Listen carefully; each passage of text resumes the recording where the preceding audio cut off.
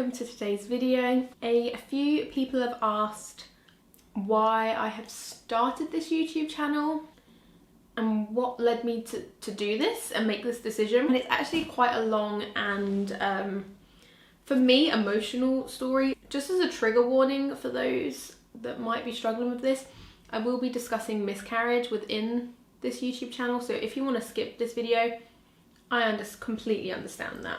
We're going to go back 6 years. I was 22.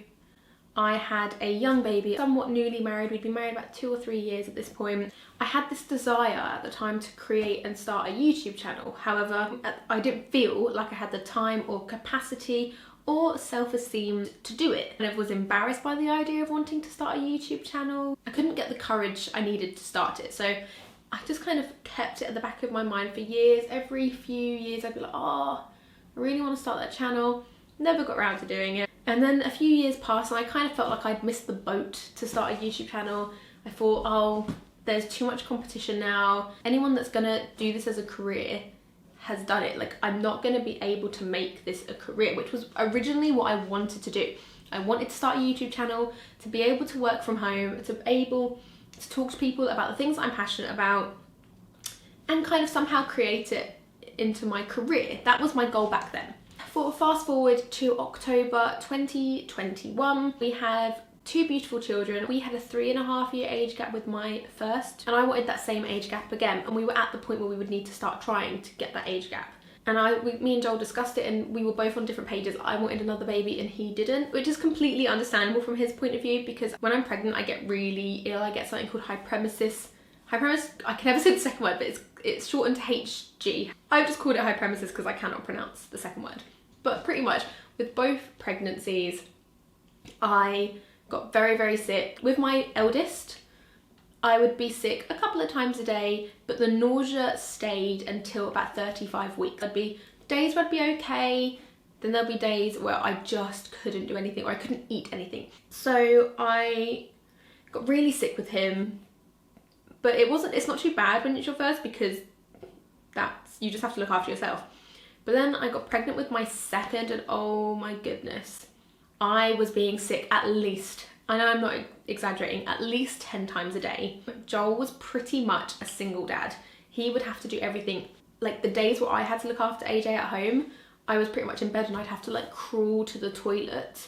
And I would just have to make sure he stays alive. Joel would prep all of the food AJ would need before he left, because I couldn't cook food because I would just be sick. I couldn't make him anything. Joel would have to drive home on his lunch breaks to come check on us. My in-laws lived down here at the time as well, so they would have him a day or 2 a week.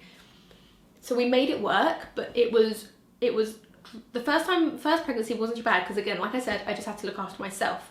Second pregnancy was like torture, and I felt so sorry for Joel. When I think of having a baby, I loved the actual process of giving birth. If I didn't have to be pregnant and I could just give birth, I'd be so up for that. Which most people say the opposite, but no, I absolutely loved giving birth. If anyone wants to know my birth stories, let me know in the comments down below. But Joel just remembers the pregnancy, and of course, anyone who's had kids knows it doesn't take long before you forget your pregnancy. So when he's saying he doesn't want more kids, he's thinking of, if I'm ill again, well, if I could guarantee I'd have a good pregnancy, he would have been like, right, let's do it, let's have another. But he couldn't. He said he's in a different job now where he can't just drop everything and help me. It was just going to be too much. It was going to be too difficult, and it's fair enough that he chose not to want more kids. And at the end of the day, I am more of the baby person. I'm the one that always wanted, in my dream, I wanted 4 kids. So that was always my plan. After having my second, I said I wanted 4 kids, and that hasn't changed. Like, I've always just wanted 4 kids since then. But we had this conversation, and I was on the side of I want more kids. He said he didn't. And it takes 2 people to decide to have a baby, but it only takes 1 person to decide not to have a baby, which is of course fair. But I was really sad. I started having kids quite young, so I really wanted to be done young. I obsess over certain things, and dates are a really big trigger for me. I get an idea or a date in my head and I'm like, right, I have to go after that. So when it comes to planning babies, I'm very like OCD about when I want to have babies, by what date, and it's not a good thing, but unfortunately that's just how my brain works. So yeah, we had decided, okay, we're not having any more kids, fine. I was sad about it, but it is what it is. Fast forward a week or two and my period's late, and I'm just like, I can't be pregnant. I cannot be. And I thought, do you know what? I don't want to get myself excited. I'm going to do a pregnancy test just to shut my brain off, because again, I overthink everything. And at the time I actually had a broken foot and was off work as well. So it was all just a crazy time. But I somehow managed to get to our local pharmacy and get a pregnancy test. And I came home, took the pregnancy test, and it was positive. And I just started to immediately freak out, because I immediately thought that, oh no, Joel's gonna thought I planned this, which I couldn't have possibly, because I was already pregnant when we were having this conversation. But I was freaking out. I was like, I didn't want to tell him. And I was like, I phoned my friend who had just had a baby, her third baby not long before. And I was like, oh no, I'm pregnant. And I was just freaked out to her. She was like, calm down. And which she was just amazing. And she always is. And it really helped. And I eventually, when he came home from work, turned to him and was like, oh, I've done a pregnancy test. And it's positive. And he was really happy. So he has to dial me back. I'm a very extreme person. I get very overexcited very easily. Although he was saying he didn't want more babies, he said, I had to say that to not let you run off with your ideas, because I do. I go, I've got an idea in my head and I'm just gonna go full pelt and run off with it. He was great. He was really lovely, and he was like, no, I'm really happy. Normally, both times in my previous pregnancies, by about 7 weeks, I was bedbound. I got to 8 weeks and was like, I feel great. And it was coming up to Christmas, and we got to about 10 weeks and I was just like, something feels off, something doesn't feel right. Because it was over Christmas, we weren't going to have our 12-week scan until like 2 weeks into January, which means I would have been about 14 weeks. I was like, Joel, I'm really nervous. I think there's something wrong. Joel was saying, no, you'll be fine. I said I really wanted to go for a private scan, but they're not cheap. And we just didn't have the money. Christmas was coming. I hadn't been working for a couple of weeks because I had a broken toe. So I was saying, I really want to get a private scan, but we couldn't afford it. And then my grandmother randomly contacted us saying, hey, I'm sending you over, I think it was the exact amount of the scan, like £60, I can't quite remember, for you guys to do something for Christmas. And I was like, Joel, this is fate. 2 days before Christmas, and we went to go get this private scan, and I'm in the waiting room and I'm just like, there's something so wrong. Something so wrong. I could feel it in my bones. It's the only way to describe it. So we went into the room and I said to the technician, I said, if you see a baby, before you do all your proper checks, can you just tell me if there is a baby with a heartbeat? Like, just to calm my nerves, because I was just so scared and nervous. And they're so quiet. There's these two technicians, really quiet, looking at each other. And I just turned to Joel, and it had been a few minutes.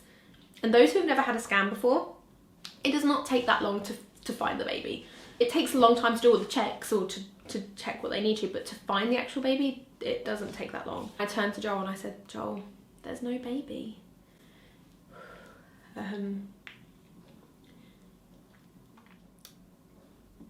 They turned to me and said, no, unfortunately there is no baby. And they said literally it is a pregnancy of unknown location. They couldn't find anything, and I just sobbed. The rest of the day I went home and absolutely sobbed. And no one knew that I was pregnant. But then Joel dropped me off home and I just stayed in bed sobbing for the day. And he went and picked up the kids and told my dad.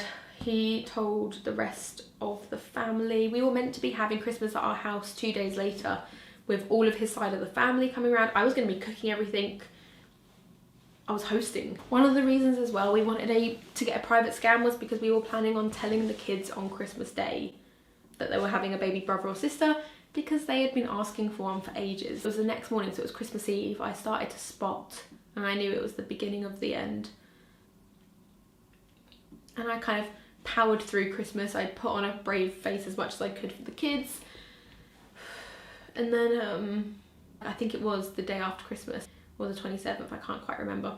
I went for the second scan for them to check, and they said, yeah, there's a sac here and you're going to pass it. And then over New Year's Eve and New Year's Day, I miscarried, and I was actually working both them days as well. And I worked while I was heavily miscarrying. Originally we were like, we're going to try straight away, but then a few weeks afterwards we were like, actually, let's wait. And my friend the friend that I called when I found out I was pregnant, she said, wait until after the 4th trimester, wait until you've gone past the due date and see how you're feeling. But then I kind of gave up on myself for a few months. and I was just eating crap. Like, I felt bad, I was gaining weight, I was feeling so ill. There was all these things. I just kind of had gone meh. Nothing changed in our lives. I was still doing everything else the same, but I realised after the fact that I had just given up on myself personally. I felt like my body had betrayed me, which I know a lot of people feel that after miscarriages. And it was heartbreaking. I was just lost. And then I got to the point where about April, and I ran off of the narrative of, oh, it worked out for the better. Nothing was filling this void in me that I was feeling. Then it was it got to June, and I was like, my due date was in July, was coming up, and I just sort of said to Joel, I was like, I can't be doing the exact same thing as I've been doing for the last 3 years. Like, something needs to change. I need to make a change, because I know if I get to the due date and nothing really has changed, I'm gonna really struggle with that. So I said to him, hey, we will just about be able to get by on your salary if we really scrimp. Can I leave my job and chase this dream that I've had for years of starting a YouTube channel? I said, I've got so many other things that I need to focus on. And I was working at the point a few nights a week at my local pub. And it was just a really negative environment, and I really didn't want to be there. And the only reason I was there was because I had to be financially. And I said to Joel that I can't do this anymore. It has been a really struggle this year. I really struggled just to get up in the morning.